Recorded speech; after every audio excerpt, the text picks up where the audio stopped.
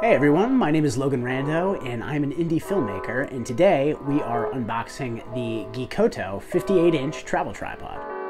Now, I got this tripod because my Viltrox tripod, which is an absolute beast heavy-duty tripod for a budget, is often too tall for my needs. I shoot a lot of narrative film, and when you're shooting actors, you often have to get on their level to do something cinematic. So I've been doing all my lower shots virtually handheld with my gimbal, so although it's stabilized, it's still less than optimal and it wastes a lot of time on set. So in the spirit of upping production value, speeding things up on set, I got this bad boy, and coincidentally I'm going to be taking it on a bit of an excursion this weekend because I'm going to be shooting a documentary on ice fishing. So after we unbox it, we're going to put this thing to the test and see what it can do out in the field. So let's get started and let's get this bad boy unboxed.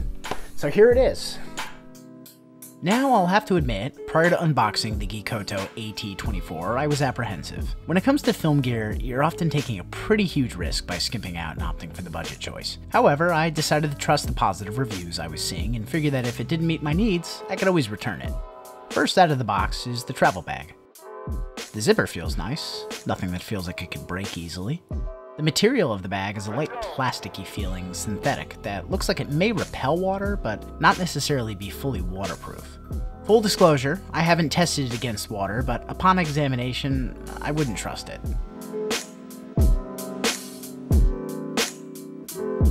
Much to my relief, the tripod comes fully assembled and wrapped in a plastic bag. It's always nice to be able to play with and test a product right out of the box with little to no assembly.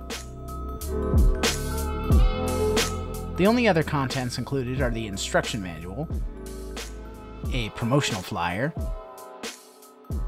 an Allen wrench, always nice to have a spare one of those, and a Geekoto membership card? Yeah, I was confused too when I saw that at first. Seemed like a throwaway, but I was curious, so I took a quick look and was surprised to find out that it's actually something useful. It contains a one-time 30% off coupon on a Geekoto product, as well as instructions for registering with their site to get further discounts. I'll probably end up using the coupon, so I kept the card. And now to take a look at the tripod itself. Unfolding it right out of the bag is quick and easy. It's got some weight to it, not heavy in the sense that it could be cumbersome, but enough weight to suggest some build quality. The aluminum legs and ball head feel really nice in my hands. The latch locks, responsible for unlocking the legs for extension and retraction, feel sturdy and operate smoothly, despite being plastic.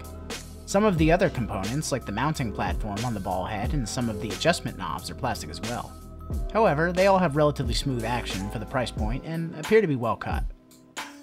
The removable monopod leg screws on and off very easily.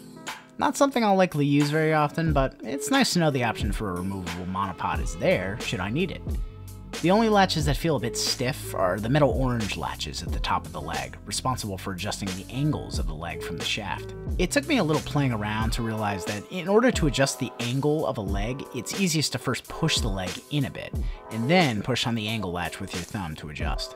I really like this feature, as it allows for some serious versatility when adjusting height. Additionally, the shaft of the tripod that holds the ball head can be adjusted with the use of two twist lock knobs. The knobs operate the same as those on a boom pole in that you twist clockwise to lock and counterclockwise to find that sweet spot that allows for length adjustment. Not my favorite mechanism, as I often have a hard time in a rush finding that sweet spot, but they work just fine with a little practice. At the base of the shaft is a hook for hanging weight for stabilization.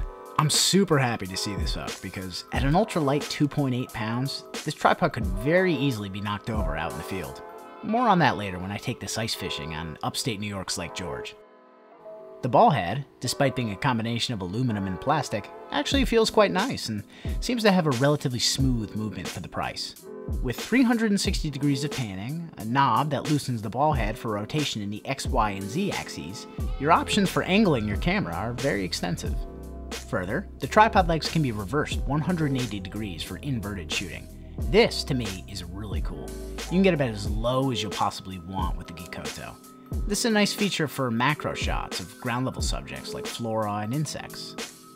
The camera mounting platform detaches and reattaches quite easily with the use of the platform locking knob located at the top of the ball head. I'll be attaching my Joby ball head to the tripod so that I can quickly swap out all my gear that has the Joby mounting plate attached.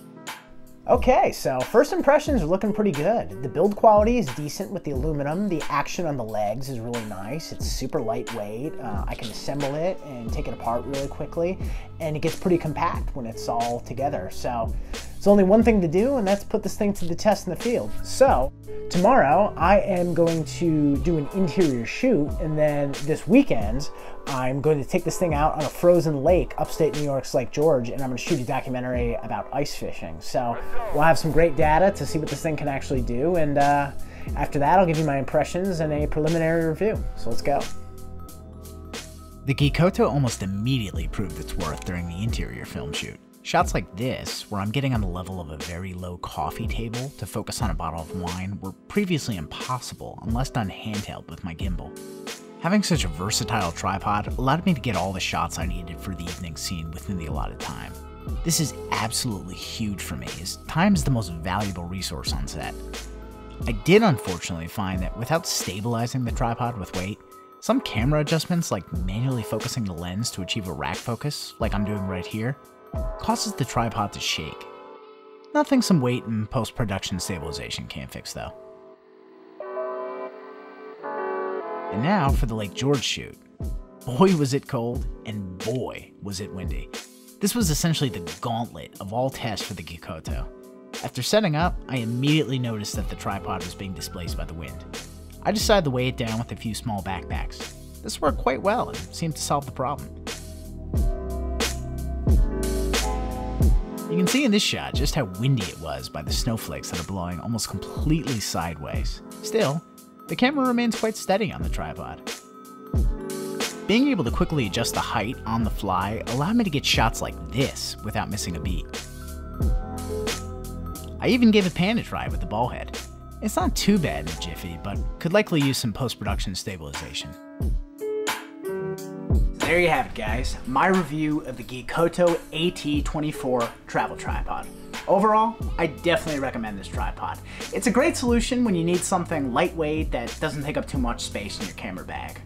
Overall, I gotta give it a couple thumbs up. So, if you like what you saw today, go ahead and like the video and even subscribe if you feel so inclined. Oh, and be sure to drop me a comment below and let me know if there's any other budget gear you'd like me to review. Thanks for watching, guys, and stay tuned for some more great content.